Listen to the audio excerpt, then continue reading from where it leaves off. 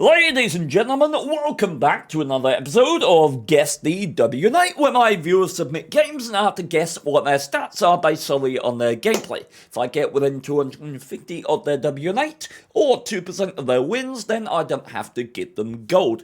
This is another paid submission, and you can find out by looking at the description how to submit replays. If you do a paid one, it's guaranteed to be used. Free ones will go in a list. Speaking of a list, close to the top of the most popular tank list in the entire world in terms of known tanks would most likely be the Tiger 1, and here we are. The Tiger 1 in a top tier match, seeing tier 5s. Is this 2012? Oh, you've got to be happy about that. So what can we tell you about the Tiger 1? Well, it's got a top speed of 40 kph. So, what are we looking at? Well, we're looking to see if it goes more than 40. If it goes up to 45, then we're looking at this thing having a turbocharger. It's not at over 40, so no turbo being used.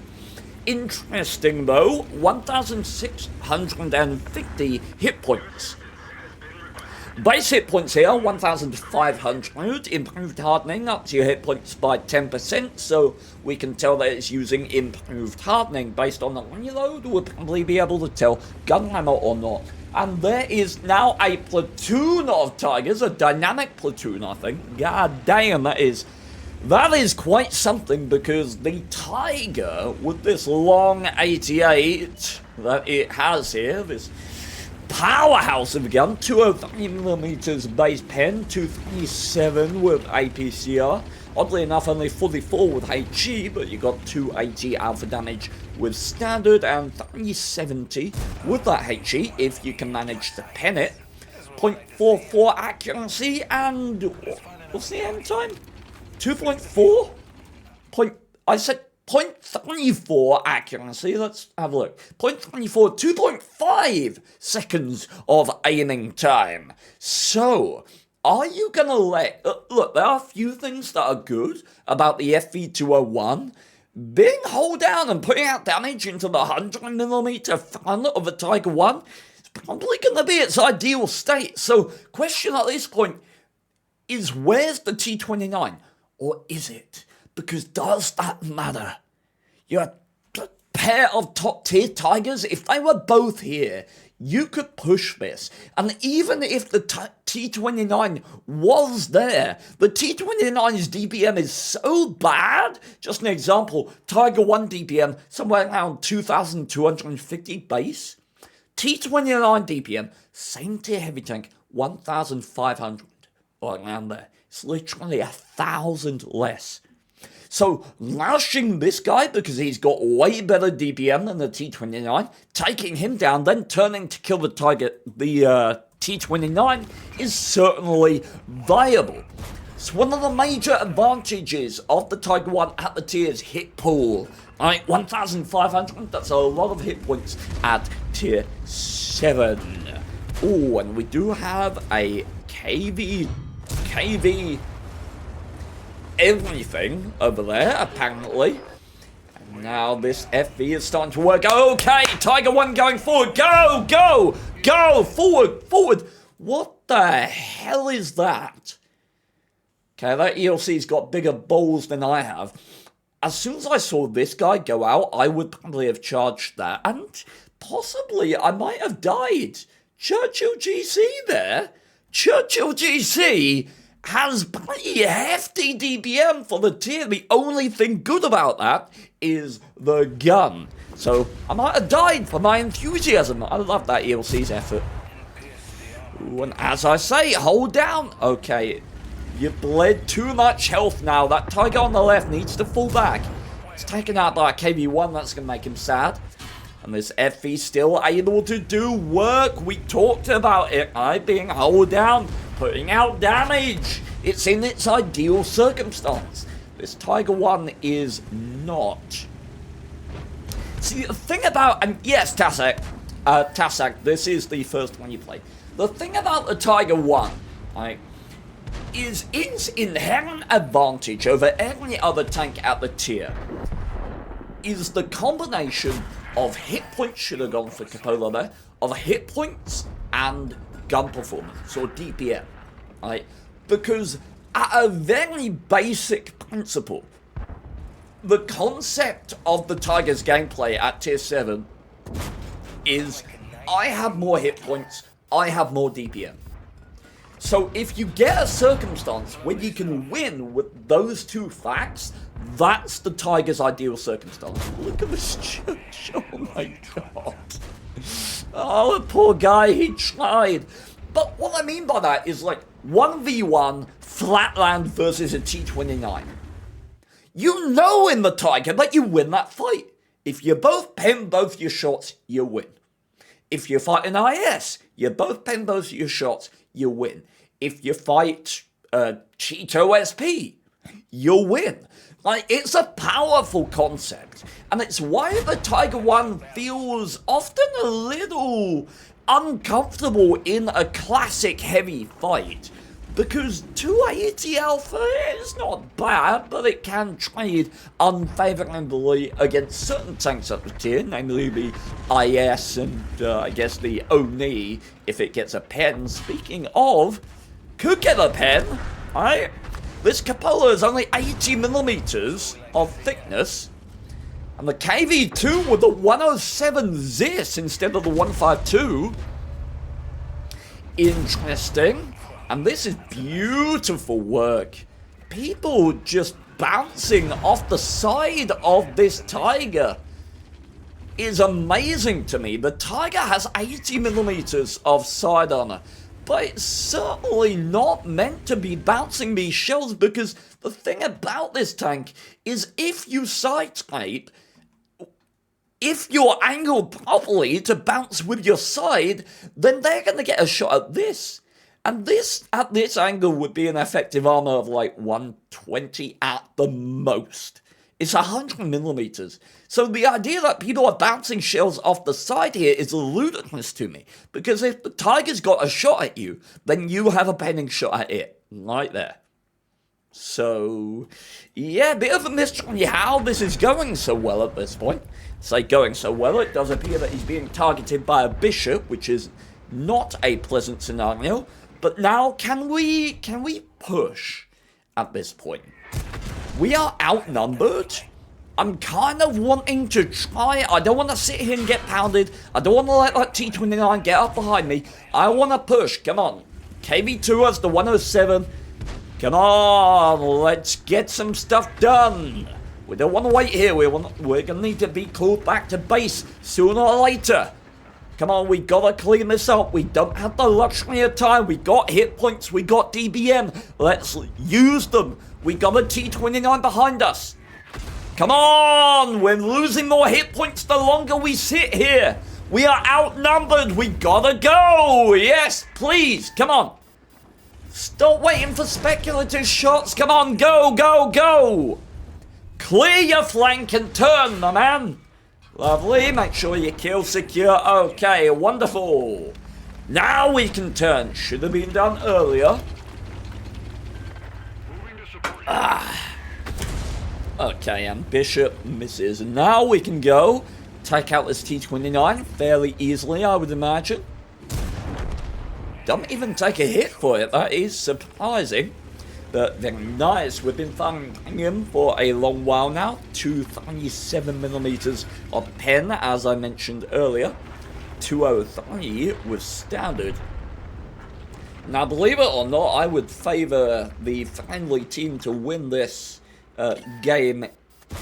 Oh, that's unlucky. I've had shots like that before. You're kind of adjusted for like the tank in the background and a tank in the front. Just, yeah, I sympathise with that. I can't be too mad. Okay, and VK trying to challenge a Tiger 1 in a straight up fight. That is never gonna go well. And this is just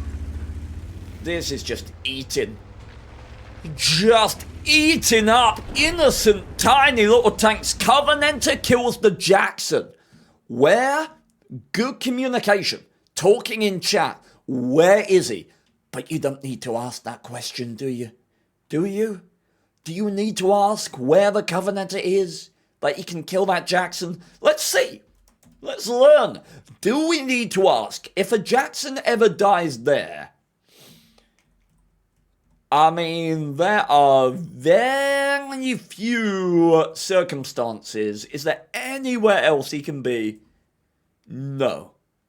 So the only place that he can be is out on that island there. That would be the assumption anyway, just turning to look. Okay, Jackson died there. Must have been a shot from out wide.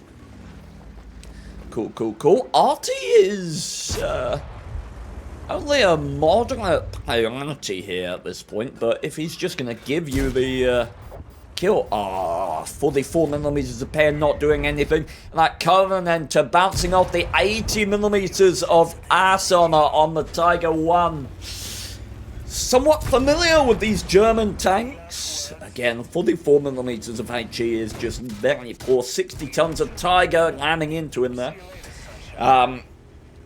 It's a familiar thing on these German tanks is actually having sort of equal armor on odd parts of the tank. I'm thinking specifically of the Duschwagen, or the DW2, which has 50mm of armor quite literally everywhere, which is certainly fun. And the Tiger, 100 at the front, 80 at the side, 80 at the rear. So being shot at by a tier 5 light tank, even in the rear, could be troublesome.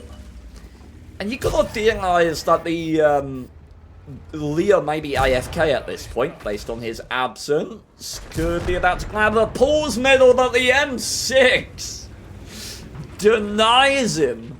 Cruelly taking away the pause medal, 4.7k damage, and asking in chat, can I get the final kill? M6 says affirmative. Lovely stuff. Like to see the communication. And do we have an AFK Leo? Yes, we do. 380 base view range on the Tiger here.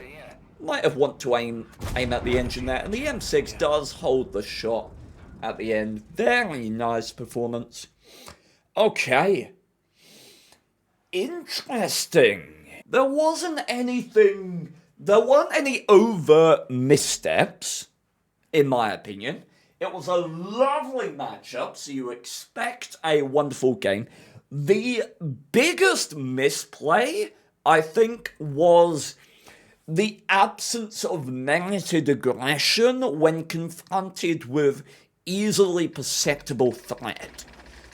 So we're talking about after we've dealt with the majority of tanks over here. There were a couple of times where I wanted to be aggressive here, where it would have been a misplay. But it's about at, let's see, at what point? When the T-29 starts threatening mid. So when this ELC dies, now, at this exact point, in my opinion, it becomes viable to start pushing up to sort of there. Pressuring this SU-100, because the thing about the SU-100 is it's got garbage gun depression. Like, we're familiar with that wide position from the FE using it earlier, right? But the SU-100M1, what is it, 3? 4. 4 degrees of gun depression. Let me tell you, he's not working that position easily. Should we have a look at him? You want to laugh, chat? You want to have a good laugh?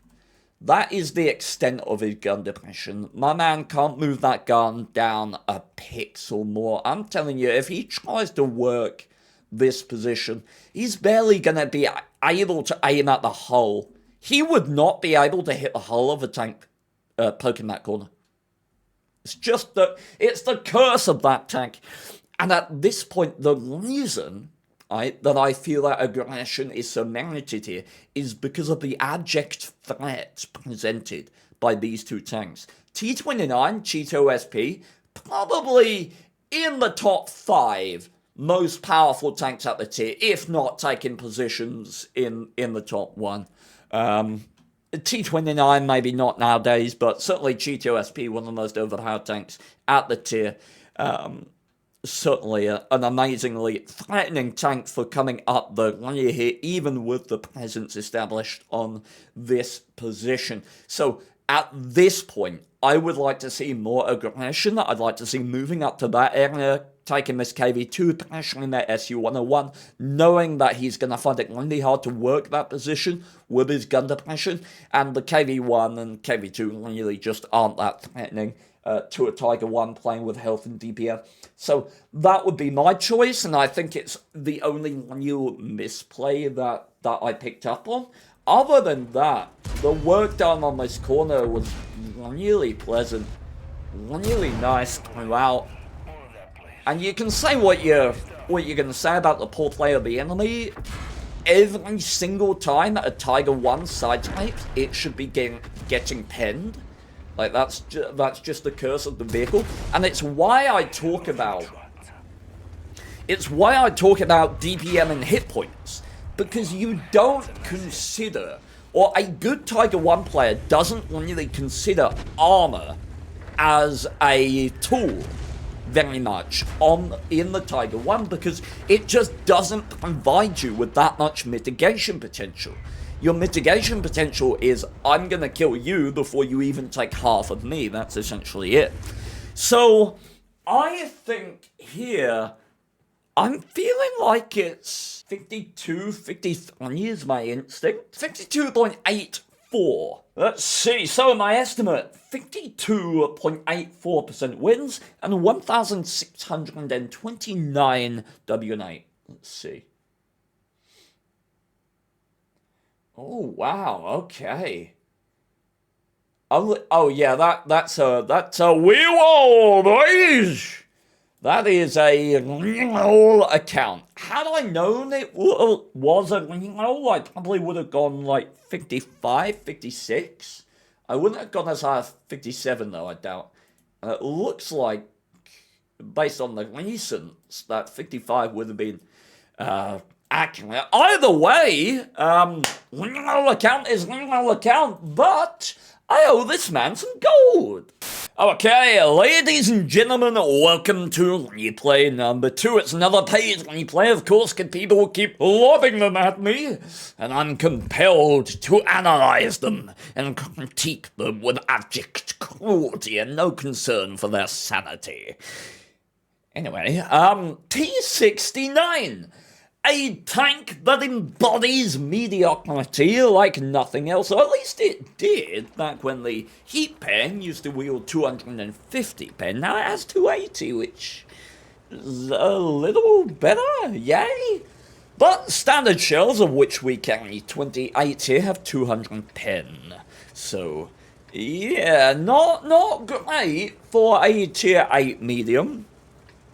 I do remember back when I played this tank, I actually played it with the stock gun, but that was back when 250 heat pen was the option. I much more enjoyed having the APCR because of the abundance of IS-20s and IS-6s at that point in the game's meta. That said, we got a top speed of 51.5 here. Yes, 0.5 is very important. I guess we'll have to see, based on the top speed here, whether we have a turbo. We certainly have some combination of field mods or improved hardening. Base hit points are 1,350, and we got 1,440 here. Now, we should talk about the autoloader. The T69 has a 90mm autoloader with 4 shells, 240 damage per shell, 2 seconds between the clips, 0.38 accuracy between the shells, sorry, 0.38 accuracy and a 2.5 second aim time. Blend that with 9 degrees of gun depression, and blend that with a bit of a question that I have as to why we are coming over here with an AMX M449 and 2 VKs on the enemy team. Now, interestingly enough, and this is something that I've talked about a lot of times before, is the difference in mobility between certain tanks. Let's take an example. What's the threat in this position? Well, we're scared of the AMX Liberté, we're scared of these 2 VKs getting up into this land. If they do, we just can't really fight them. But the A44 is a very mobile tank. In fact, it's so mobile that with a minute and 10 seconds in the game, we know for absolute certainty that it cannot be covered by a wide variety of things. There cannot be a Skoda T56 here. Well, I mean, maybe I'm getting too bold with that claim, but there cannot be a Liberté there. There cannot be a VK there. There cannot be an SU152 there, or a T28 HTC. And this is something that you want to think about when considering threat and whether to poke a position. We know that this A44 can only be guarded by what? A Brask? No, that's over there. A Scorpion? Very unlikely. What else? A T20? Okay, we'd take 240 alpha damage. We can deal with that, right? So it completely justifies the poke here to clip into this guy because we know he can't be covered based on his mobility and the time that has elapsed in the game. I don't know if this player is thinking about that. Okay, there's the MX. But that would be my thought process, and it's something that I've considered a lot when making aggressive early plays. Oh, and that's not really worth the trade at this point, but gotta take what we can get. 2 shells out of 4, not ideal.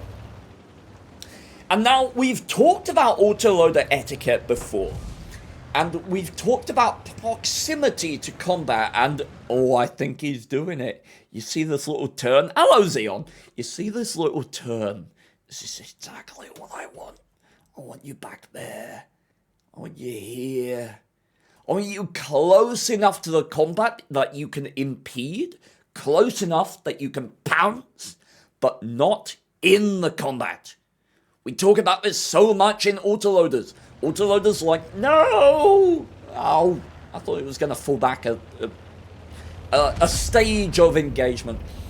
We want to be proximal to the combat, but not a component within it. Autoloaders love to use other people's hit points. And, oh my word, that Skoda bouncing off the side of... What are we doing? What are we doing? What are we doing? Oh my... What? My man, what? We're a one-shot in an autoloader. Here's a lesson for you. Never be a one-shot in an autoloader if it's not the last minute of the game. Just don't do it. If you're playing an autoloader and you're like, how do I play autoloaders? Act like you have 400 hit points less than you actually do. And magically, you'll become a better autoloader player. Fun fact, it just works. It's like a Bethesda game. Okay, now we're doing the thing that we should have done before. Okay, lovely. Do you see our proximity? We're in the combat, but we're not in the combat. I am surprised that penned. This is what autoloaders do.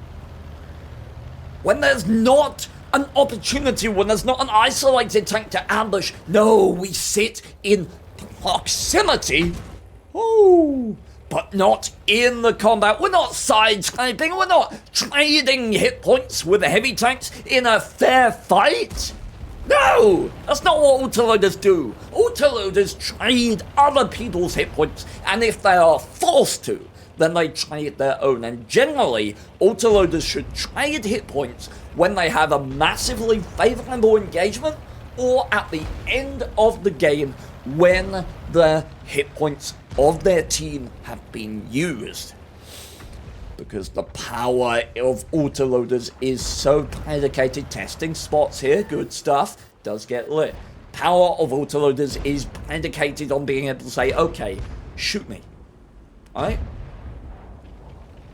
That's what they do. They go up to someone like that, VZ, or a better example, who's this at the back there? I go up to someone like a Udez, like a T29, and they say, okay, shoot me, I'm going to take 320 alpha damage from you, and I'm going to put out 960. That's what I'm going to do. But now, we can't do that. Why can't we do that? Because we traded our hit points stupidly. We're a one-shot in an autoloader. And we now cannot do the things that autoloaders love to do. That is why being a one-shot and an autoloader is so bad, because it inhibits such a good component of autoloader gameplay, and it's why I called out that we should fall back to this area before he went and did the silly. Alright. So, we'll have to see. I like the fact that he's not done anything stupid since he did something stupid, and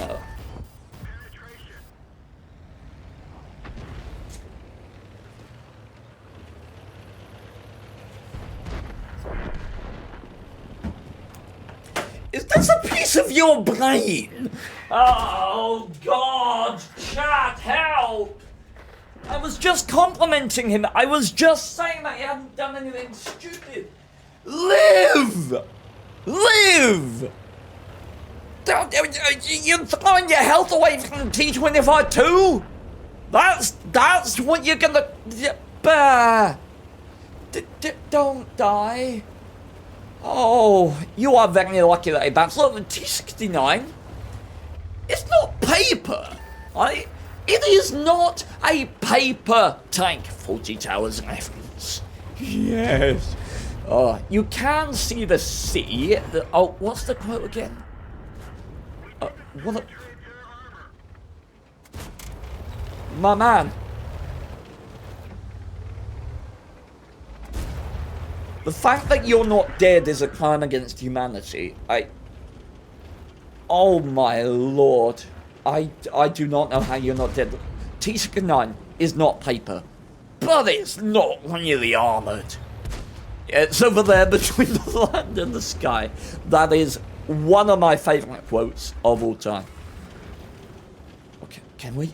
My word, this guy is not... Okay, now, yes! Now we autoload! Now we autoload! Yep, you can put out the entire clip here. You can... What? You could have gone for the right hole. He just fired again. We got that little, like, 22-second reload somewhere around there, I think. Project Ion takes him out. What killed that Project Ion? Look at the kill feed. SU-152. What does that tell you? Where is the only remaining, other than the RT, tank on the enemy team? Well, he's right here. So, should we ping and tell the team, hey, the SU is there? If we get a chance, yes, we should. We never know who might use that information later in the game to win. Alright. Now, Skoda has 2 shells. We have 3 tanks. Normally, I'd be like, yeah, now we can charge. But what did we just find out? Project Ion died to the S152, so what do we not want to do? We don't want to go around here, because we would immediately die to the SU-152. In fact, we don't really want to attack the Skoda, because honestly, winning this flank at this point provides very questionable benefits. The entire threat of the enemy team is over there. And I don't think that coming over here, threatens this at all. With a Scorpion and a Blast can just sit on the hills here. Like, you win nothing from winning this land. So, I'm not hugely threatened by the Skoda. All we really have to do is maybe put someone back there, and the Skoda isn't hugely bothersome. Well, it's difficult, because he can get on the top here with the Blast, he can pound in the side, so we kind of have to pay him a bit of attention. But one thing I will say, if you yell around here,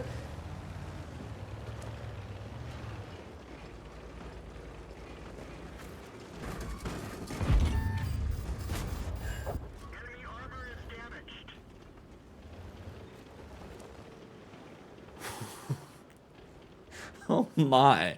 Okay, well, I thought the SU was further out to the right. Skoda's fired 1. T-44 gets a shot in. That's some booty. Okay. Capola. Oh, wow. Does connect the Capola shot. Only 4 shells left. HE shell will do it for that Skoda now, I think. Oh, and everyone's cocking it up at this point. SU must... Does he have the dirt gun? I mean, based on the fact that he hasn't killed these guys, You would assume that he has the derp gun. Second shot coming out from the Skoda like that. Okay. Skoda, yeah, the SU definitely has the derp gun. Because believe it or not, the SU with the 122 was going to fire 7.5 rounds per minute. It would certainly have fired again and torn these guys apart if it didn't have the derp gun. Okay. Interesting. Interesting indeed. Now, it's questionable. You could pick up that drive. Okay. Now we fall back to set up an MLE. That was a viable way of doing it, but fortunately the SU had the derp gun and was unable to adequately support his friendly Skoda. These aren't the worst blind fires in the world. I am a tad worried about your ammo capacity, though. Is the only thing. Alright, T29 and T44 are moving up, so hey. Why are we turning our turret? Alright, these guys are moving up. The most likely time that that SU gets spotted in those bushes is the exact time that you turned your gun away. Alright? You want to keep looking at that SU. You're not threatened here, but you know he's likely to get spotted right around now. Look at these guys moving up. You've got to think about when he's likely to get spotted and be aimed. Okay, as it happens, don't have a shot. Now we go for the reload. Solid. GW takes down the T44. T29's not going to last long over there, most certainly. And I sincerely hope that's not a full health VK on the other side of the map, because if it is, we are going to have quite severe problems. Now, we want to respect the view range. Oh, Blask killed the T29. Based on where he is, and we should be zooming out and looking. We should be zooming out right now and looking at that T29. Okay, where can the Blask kill him from? And the answer really is up here. So it tells us where the Blask is. Because that shot can't come from, like, up on this hill. It can't really come from here. So we know the Blask is on these hills. What does that tell us? Well, it tells us the most isolated tank on the map right now is probably this VK. So it would encourage me to start going along the K line and trying to get over to him. Because even if the Blask attacks into me at that point, I can cover the T25 too. I've got a nice MLE with this guy. Like, I connect with my team a lot more. So going back along the K line feels really good right now. Or it did until that Tiger 2 dies. Now, best thing to do is put myself in a position where I can fire support the T25-2. And where I'm in cover and I can keep my health. Most likely in these bushes at the back here. We want to spot this VK before he can bash a base. So likely position to use is probably these bushes right here. If you were a bit too concerned about that, given the base 400 meters of view range on the VK, you could occupy these bushes around the back here. But you want to be in a position and very ready to give fire support to that T25-2 if he spots the Blask. One thing that's interesting about the T69 is the difference between armor-piercing and heat shells in terms of shell travel time. The armor-piercing shells actually have 914 meters per second, whereas the heat shells travel at 1,150, sorry.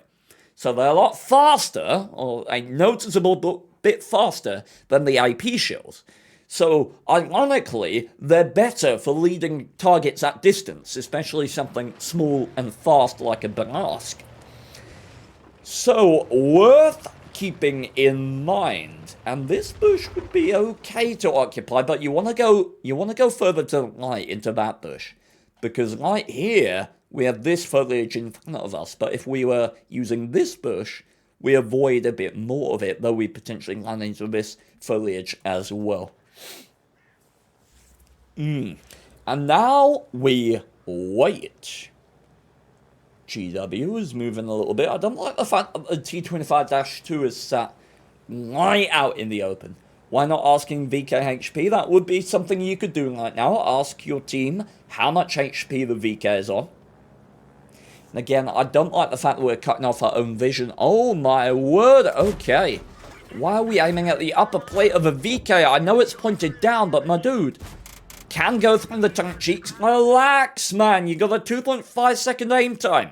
Lower plate here is a kill shot. Come on. Nice. Very nice indeed. T25-2 spotting that guy, not the T69. One of the reasons that I said to use this bush, I probably would have spotted him. Okay, good play by the Blast. Perhaps saw that the T69 had just killed the VK and went for the isolated or undefended T25-2. It's good autoloader play. Now we have 2 shells, half a clip out of this Blast. Medium tanks and arty. Both the medium tanks are one-shots. Now, at this point, it's kind of difficult. The Blast has a great deal more mobility. What I would say is you probably just got to get to the back here. You've got to get to the back in this hill and put yourself towards the top of this hill and in this bush. Get you a lot of vision. Be prepared to cover Cap if he comes in that way. And just try and spot him, because you're not going to outspot him if you play it fair. Right? You've got to be in the bush and he's got to be in the open. Right now, I guess we're looking for destructible cover. Some kind of indication of where this guy is. And we want to listen as well. Because if we hear destructible cover, that can also give us clues. Oh, and that is... Yep. Oh, it was on the left. Hindsight, my play would have been better to go up to K7. It's always going to be a difficult scenario to play against a Banask. But, yeah, sitting stagnant behind the house, letting him get around and outplay you probably wasn't the way to go. But maybe the GW wins the day. Maybe. You never know. This will be really exciting. Oh, I heard... Did you hear that? So even while he's not spotted, we can hear destructible cover going down. One of the reasons that when you're in endgame, and you're like 1v1 or something like that, when you're sitting in a position, unless you're like potentially a Cap with a light tank, you should sit still. That's because you make less engine noise, and it's easier to hear walls and trees going down around you, which gives you a better sense of where the enemy is approaching. Would it not have been better to run towards Artie and try and trade off his HP? Conceptually, yes, but trying to cross this open land with an unaccounted for Banask in play in an endgame like that is tantamount to suicide. Like, that would be a gamble beyond justification. Like, you can't justify something as big and slow as a T69 just going along this open land. Like, it's just... So, that's the reason I wanted to put myself there. Because I'm in a corner of the map. I cut out, by being in a corner of the map, I cut out 180 degrees of approach vectors for the Banask. Whereas here, as we can see, the Banask was able to get around on the left. Here that doesn't happen, which is why I wanted that position to be occupied. And the Banask does take out the GW with ease, as expected. Okay, there was poor play here, to be sure, but not poor enough that I want to drop it below 50%. Because the man, once he fucked up, stayed alive, which genuinely is something that eludes a lot of players. Well, I say he stayed alive.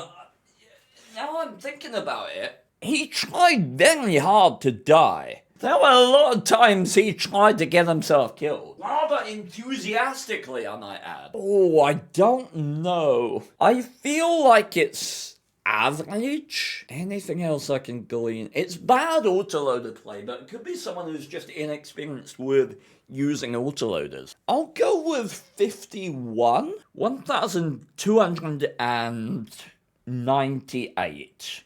1,298. Okay, so estimate 51.25, 1,298. Ooh, okay, a lot, considerably better than I thought. 9,000 battles. Is that feels almost lowly, but I mean, 54, he's got potential to be a good player if he's 54 with only 9,000 games. Got potential, certainly. But that's bad autoloader play. Okay, well, I owe this man some gold as well. My word, I got both wrong this session. Alright, and that is gone. I failed both this time, unfortunately, but check in the description for links to the next and previous episodes and the playlist. And you can check there for details about how to submit as well. If you want to catch these episodes early, they are released early for channel members. So if you want to look into that, you can click the join button. Thank you very much, everyone. Bye-bye. Peabody, cheers from Germany, man. Thought I'd hide a couple silly verses, my friend. He is a nice guy like Ned Flanders, but wielding a band hammer that make viewers feel him like a gang member, yeah. You better never ever shoot versus the man, cause that's a jerk of his hand, hence you're a permanent ban, yep. Like in a roleplay game, you wield a dagger but get smashed from